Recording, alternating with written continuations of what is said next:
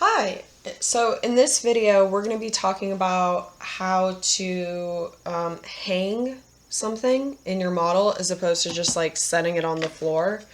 Right, thus far we've pretty much just looked at things like this that use jacks or bases to stand on the floor.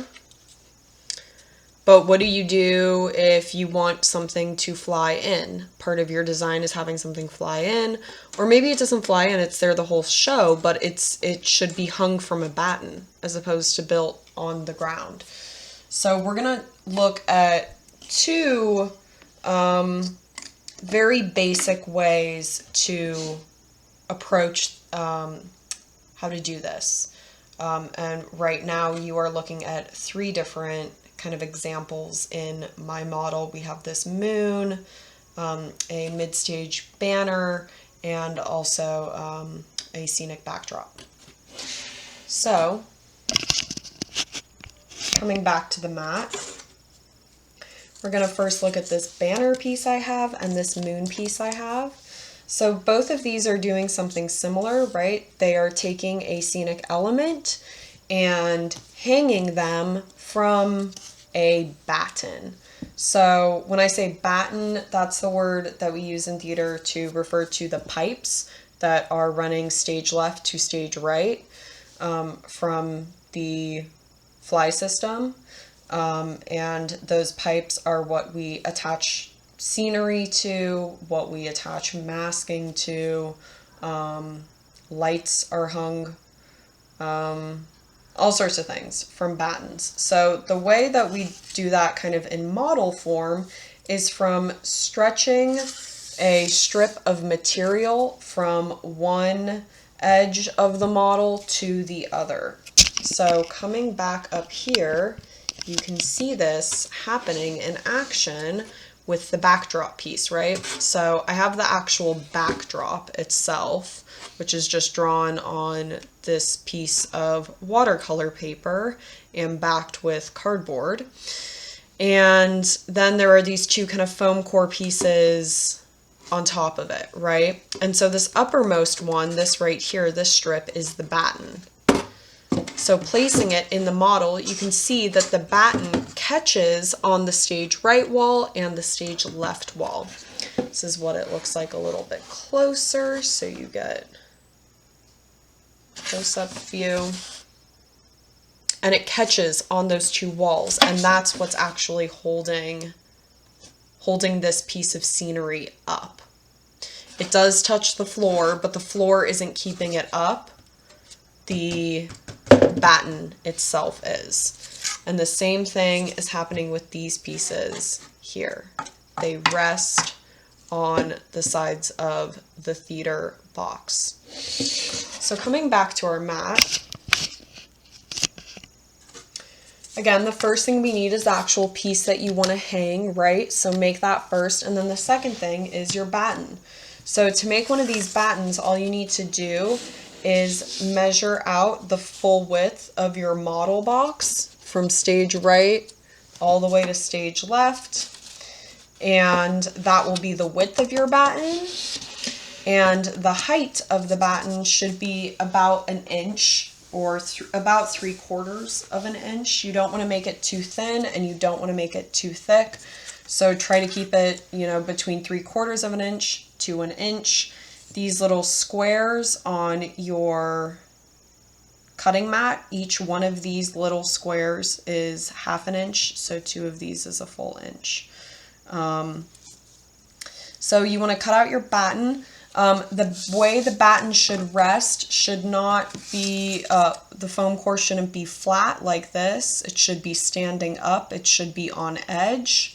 So you're cutting this rectangle piece actually out of your larger piece of foam core and standing it up in the model on edge, like so. The reason why we do not lay it flat is because the foam core has much more give when it's laid flat like this. See how this strip really bows and bounces under the weight of my finger? But when it's on edge like that, like this, it doesn't bow as much. So the foam core has a lot more strength like this.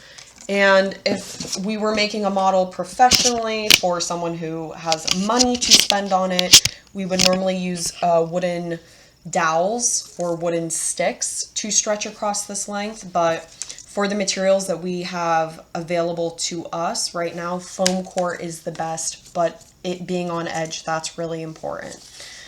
So once we have our batten cut out, then the only other thing we need to deal with is how to attach one to the other, right?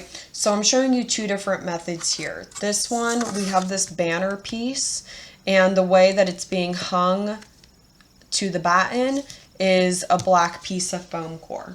So this works when you have a lot of masking in your design.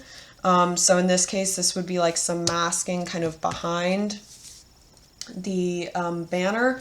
This also works well if you don't have any sort of backdrop and like the back of your set is the back wall of the theater.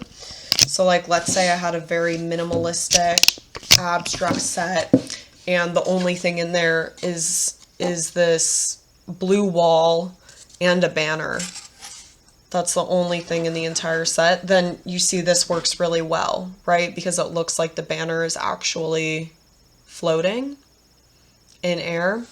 Now this doesn't work so well if we do have something like a backdrop or some sort of color wash kind of happening across the whole stage.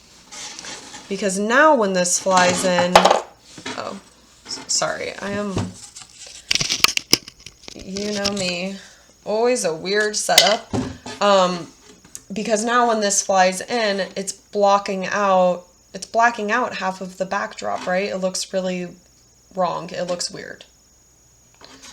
So in those cases, we usually want to attach to our batten using a much thinner slice of material and use a material that has been painted to match the backdrop. So that is shown through my example crescent moon here.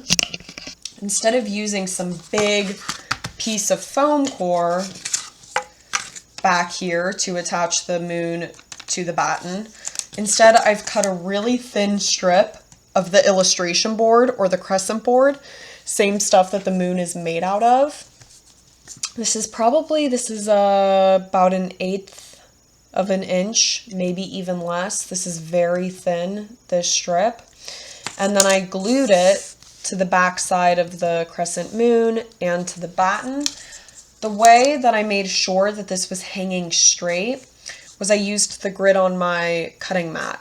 So I first made sure that my batten was aligned with one of these grid lines running horizontally. You can see looking at the bottom here that I'm aligning it on this edge and this edge to this line.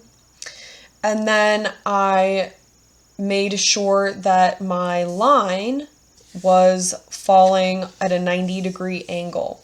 So you can see it falling here right along this vertical grid line, and it makes a really nice 90-degree angle, like so. So the moon is obviously hung not straight, right? It's a crescent moon. It doesn't need to hang straight, but this is hanging straight. So that means that when it actually gets placed into the model, everything is going to fall really nice and straight in the way I want it to. The other thing I want to point out is this piece right here, my line is white because my backdrop is white. If my backdrop were blue, like this little wall I have, I would want to paint this blue to match. And that will just help it when it's placed in the model kind of disappear. Oh, sorry.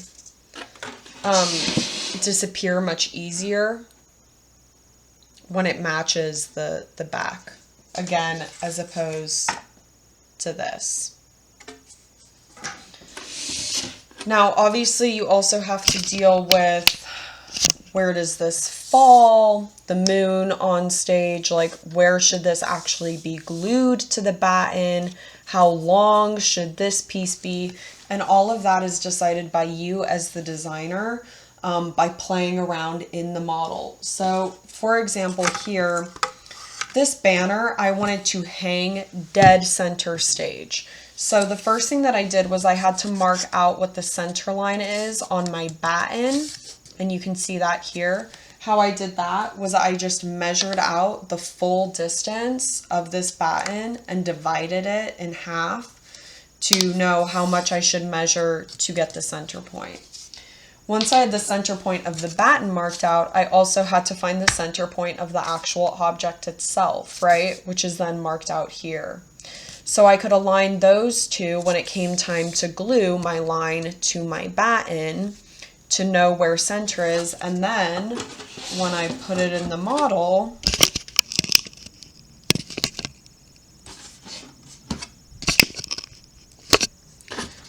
it's centered, which looks kind of funky because of the angle I'm holding it up, but it is center in the model by doing that. Now maybe you have something like the moon piece, which is not centered. The moon piece was purely just where I thought it looked good as the designer with my personal preference. So what I did was I first cut out my moon piece and I just kind of held it up in my model and put my face up to the model until where it looked about right. Once I did that, I kind of did a little mark on my batten. I had my batten resting up here. I did a little mark with my pencil on my batten because I knew that I wanted it to fall generally about there when it came stage right to stage left. It had nothing to do with center. I was just eyeballing it that way. And then when it came to the height, similar kind of thing. I had my moon already glued onto my line, my stick connecting the two. And so I just kind of lifted it up and down until it looked about right. And again, took my pencil and made a mark on this and then chopped it off thin. So it's kind of an eyeballing situation. Another thing that you could do is, base it off of how high off you want it from the floor. So if you want this, 20 feet off of the floor, you could take a scrap piece of cardboard, measure 20 feet in scale, chop it off, stick it in there, and then, see how far it takes for the bottom of the moon to hit it. You could be very mathematical about it and do it all based on how tall the entire box is and where the batten hits. Honestly, I think for your purposes, eyeballing it is going to be the simplest solution, most likely. And we even do that professionally all the time. We eyeball it in the model and then we kind of measure it out and then see where it falls in the drafting and then move things around from there. So it's always back and forth. Last thing I want to show you when you're doing this method really quick is maybe, as you've seen, I've had these falling around this whole time we've been talking. It's been driving me crazy. This is another time where having some pins comes in handy. These are from my mom's sewing kit. Ask your parents if they have a sewing kit or if you sew yourself. These pins are great for model making. If you don't have these, you can also use little, very small dots of glue. So I have my batten here with my moon. I'm going to take my pin and I'm going to kind of hold this straight with one hand and coming in from an angle from the side and really kind of pointing down, I'm going to stick my pin in. And now I'm going to do the same thing on the other side. I really should be measuring the distance. Oh, you can't even see that. I really should be measuring the distance on each of these to make sure that they match and this is falling straight, but I am running out of time. And then I do the same thing on the other side, stick it in, and now this is much sturdier. It's not going to completely go flying around. You could also do this with little dots of glue. Do a little dot of glue on either side and then tap your batten in, though that's less ideal if you're taking it in and out all the time. And that is how you hang stuff in the model.